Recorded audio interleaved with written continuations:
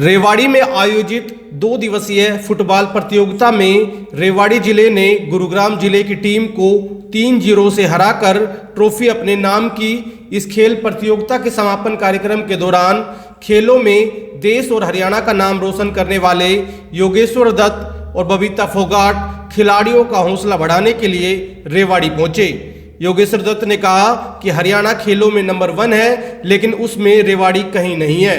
वो चाहते हैं कि हरियाणा के हर जिले से खिलाड़ी खेलों में देश का नाम रोशन करे। उन्होंने कहा कि हरियाणा सरकार खेलों में अच्छा कार्य कर रही है, लेकिन सुधार की जरूरत हमेशा रहती है। वहीं बबीता फोगाट ने कहा कि जितनी शिक्षा बच्चों के लिए जरूरी है, उतना ही खेल भी बच्चों के लिए जरूरी है। इसलिए दक्षिण हरियाणा के बच्चों को भी ज़्यादा से ज़्यादा खेलों में हिस्सा लेना चाहिए। बड़ी अच्छी बात है कि रेवाड़ी ज़िले में ये फुटबॉल टूर्नामेंट हुआ है और 8 टीमों ने यहाँ पे भाग लिया था। और अगर आप खेलों की बात करें तो हरियाणा नंबर 1 है और उस नंबर 1 में रेवाड़ी का ही नहीं है और ये अच्छी पहल है। हम चाहते हैं कि पूरे हरियाणा का जब कई नाम आता है, पूरी दुनिया में हरियाणा के खिलाड़ी चाहते हैं, तो उसमें कोई ना कोई किसी भी खेल से हो तो हर ज़िले से हो, उसमें रेवाड़ी भी आता है। खेल हरियाणा के हर कोने में, हर गांव में खेल पहुंचना चाहिए। पर रेवाड़ी में मैं आज तक, मैं क्योंकि इतना लंबा मेरा कैरियर खुद हुआ है खेल में, रेवाड़ी से कोई खिलाड़ी निकलता हुआ आज तक देखा नहीं हमने। पर हम चाहते हैं कि अभी ये शुरुआत हुई है तो यहाँ से बात है फुटबॉल की हो, कुश्ती की हो, कबड्डी की हो, यहाँ से किसी न किसी खेल में ज़रूर कोई अंतर्राष्ट्रीय तरह खिलाड़ी निकले, जिससे यहाँ पे युवाओं में एक जोश आए, जो छोटे बच्चे हैं उनका खेल के प्रति रुझान हो। वो तभी होगा तब यहीं से कोई खिलाड़ी निकलेगा। तो सरकार की खेल नीति के बारे में क्या कहेंगे? देखिए, खेल नीति बड़ी अच्छी है और सुधार की गुंजाइश तो हमेशा होती रहती है, क्योंकि सुधार हम करते रहेंगे तभी रिजल्ट अच्छा आएगा।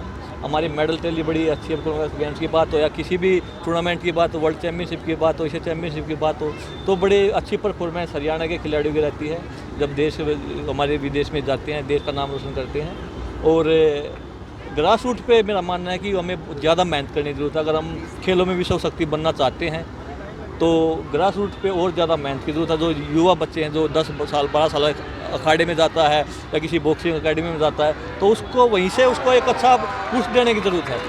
प्रतिभाओं की कोई कमी नहीं है हरियाणा में, नहीं, फिर भी क्या करना चाहिए आपके पास सरकार? देखिए, मैं बताता हूँ कि छोटे बच्चों, क्योंकि एक खिलाड़ी जब एक लेवल पहुँच जाता है तो वो अपने आप सब कुछ कर सकता है।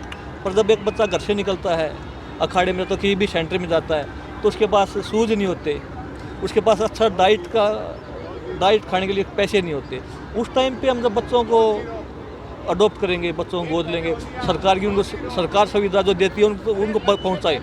सरकार जो सुविधा देती है कुछ बच्चों तक वो नीचे नहीं पहुंचते, जो प्रतिभाशाली है, जो प्रतिभावान है, उन तक पहुंचना बहुत ज़रूरी है। उनको अडॉप्ट करना बहुत जरूरी है, गोद लेना बहुत ज़रूरी है। और उस पर मेहनत करने की बात है।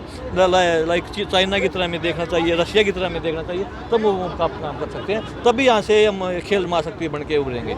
ने यही बताया है कि यहाँ के युवाओं को जागरूक करने के लिए और खेल की तरफ मोटिवेट करने के लिए आज इतना बड़ा आयोजन किया गया है, ताकि यहाँ से खिलाड़ियों को प्रेरणा मिलेगी और एक माता पिता के अंदर भी एक जोश पैदा होगा कि खेल भी उतना ही ज़रूरी है जितना कि बच्चे के भविष्य के लिए जितना पढ़ाई ज़रूरी है। और सीबीआई की रेड पड़ी जैसे दिल्ली में, तो क्या कहेंगे? देखिए, वो ईडी या सीबीआई उनका काम है, वो करेंगे। उसमें कोई, मुझे नहीं लगता कि उसमें कुछ आपको ऑब्जेक्शन होना चाहिए। जिनका जो काम है वो तो करेंगे। अगर उनका काम वो नहीं करेंगे तो कौन करेगा? राजस्थान के जालौर में जो मासूम बच्चे की, दलित बच्चे की पानी, देखिए जो कुछ भी हुआ है, जहाँ भी हुआ है, वो पुलिस प्रशासन और जो हमारा जो प्रशासन है वो अपना काम देखेंगे और हम अपना काम देखेंगे। क्या कहेंगे उसके बारे में, आप क्या मैसेज है? वही मैंने कहा कि जो भी कुछ गलत होता है देश के अंदर, और राजस्थान सरकार की तो आप ना ही पूछो तो अच्छा है, क्योंकि हर दिन हर रोज़ हम कोई एक ऐसा न्यूज़पेपर नहीं जाता कि जिस दिन किसी मासूम की या किसी महिला के साथ बलात्कार, अत्याचार, इस तरह की घटनाएं ना सुने। ऐसा कभी एक दिन भी नहीं जाता है। तो मुझे लगता है कि या तो राजस्थान सरकार को बर्खास्त करना चाहिए या क्या नाम है, वहाँ पे राष्ट्रपति शासन लागू होना चाहिए।